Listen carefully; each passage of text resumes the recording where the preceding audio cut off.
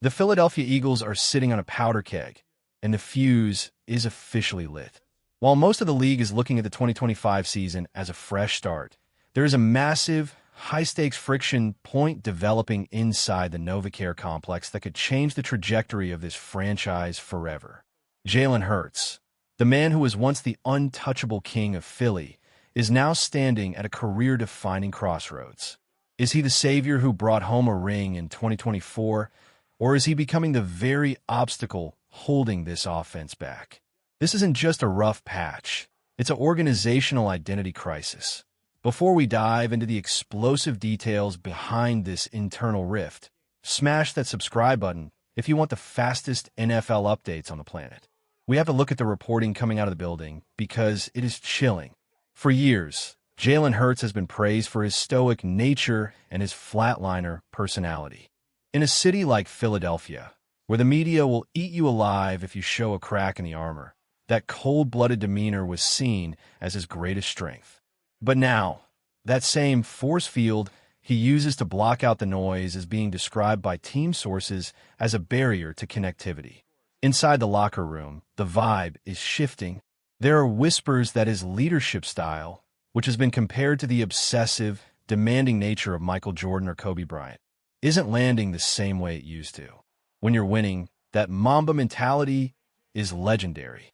When the offense looks clunky, predictable, and calcified, that same mentality starts to look like a lack of coachability. The most damning part of the recent internal fallout involves the schematic direction of the team. We all saw the 2025 campaign. Even with an elite defense keeping the team in games, the offense felt like it was stuck in mud. Despite coming off a Super Bowl victory in 2024 where they took down the Chiefs, the following year felt like a regression. Why? Sources indicate that Hurts has shown a massive reluctance to do the one thing modern NFL offenses require: go under center. In 2025, when Hurts took snaps from under center, his passer rating was a staggering 113. The data proves it works.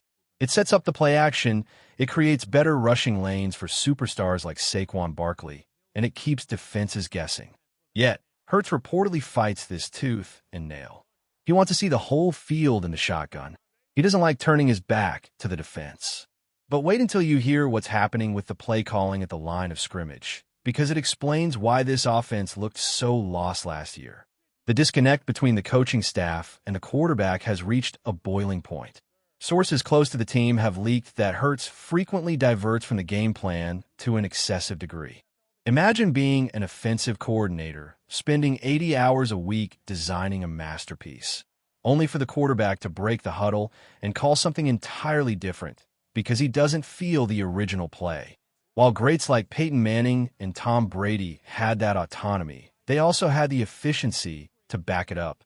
In Philly, this freestyling has led to a lack of synergy. The passing game isn't tied to the run. The motions and shifts that were supposed to confuse defenses are being abandoned.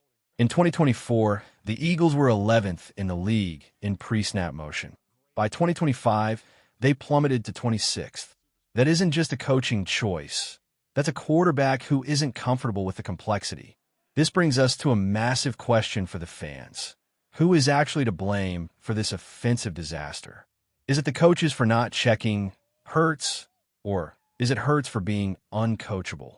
Drop a name in the comments right now. I want to see who you're holding accountable. The statistical drop-off is impossible to ignore. Jalen Hurts has always struggled against zone coverage, and the secret is out. Defensive coordinators across the league have realized that if you drop 7 or 8 men in a zone, Hurts becomes hesitant. He stops letting it rip. He loses his timing. In 2025, defenses played zone against the Eagles on over 56% of snaps, the second highest rate Hurts has ever faced. While his completion percentage was technically higher, the impact plays vanished. He threw 19 touchdowns against man coverage, but only 6 against zone. That is a massive red flag. When the windows get tight and the defense forces him to anticipate throws over the middle, he looks like a different player. Even A.J. Brown, a guy who is practically Hurts' brother, saw his production dip significantly because the offense couldn't solve the zone puzzle. But the friction doesn't stop at the X's and O's. It's getting personal. There are reports that the once unbreakable bond between Jalen Hurts and A.J. Brown has cooled off. In the early days, they were inseparable. Hurts is the godfather to Brown's son. They were the ultimate duo. But lately, those one-on-one deep dives and constant communications have reportedly dwindled. When the locker room starts noticing that the two biggest stars aren't on the same page, the Mamba mentality starts to feel like isolation. The team needs a leader who can bridge the gap, but Hurts' steely resolve might be turning into a wall that no one can climb over. The organization is now bringing in their sixth play caller since Hurts entered the league in 2020. That kind of turnover is unheard of for a franchise quarterback. Every time a coordinator leaves or gets fired, the finger points at the scheme. But at what point do we point the finger at the constant variable? Whether it was Brian Johnson, Kellen Moore, or Kevin Patullo, the complaints remain the same. The offense is predictable, and Hurts is hesitant to embrace new wrinkles like pre-snap motion or under-center play action. If he doesn't see immediate results, he pivots back to his comfort zone of RPOs and shotgun snaps. However, there's a glimmer of hope, and it comes from the very top of the food chain. Despite the internal grumbling, Jeffrey Lurie is still firmly in Jalen's corner. The owner hasn't forgotten that 13 months ago, this man was the MVP of the Super Bowl. Lurie sees the work ethic. He sees the obsessive nature of a winner. He's not ready to throw in the towel on a guy who has gone 57-25 in the regular season. But Lurie also knows that the NFL is a cold, hard business. He saw what happened to Carson Wentz. In 2017, Wentz was the MVP frontrunner, and the city was ready to build him a statue. By 2020, he was traded. He saw Doug Peterson win the first Super Bowl in franchise history, only to be fired shortly after. In Philly, your past glory only buys you so much time. The 2026 season is officially the prove-it year. If Hurts can't adapt, if he can't find a way to shred zone defenses and embrace a more diverse offensive scheme, the Eagles will have no choice but to look elsewhere. The quarterback class coming up is loaded, and this front office isn't afraid to be aggressive. Hurts is at his best when he has something to prove, when his back is against the wall and the haters are loud. He's done it at Alabama, he did it at Oklahoma, and he did it in 2024. But this time, the pressure isn't coming from the media, it's coming from inside his own building. The clock is ticking. The flatliner needs to show some life, or the Eagles might just find a new heartbeat for this offense. He's brought this team to great heights, and statistically, he's one of the best to ever wear the jersey.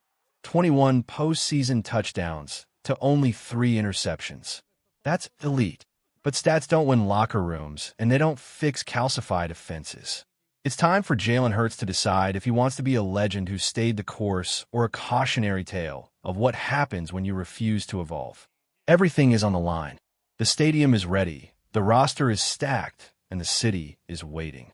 Will Hurts silence the critics one more time? Or is the Jalen Hurts era in Philadelphia It really dictates the defense. Only time will tell, but one thing is certain. The 2026 season will be the most important year of his life. Stick around, because this saga is far from over.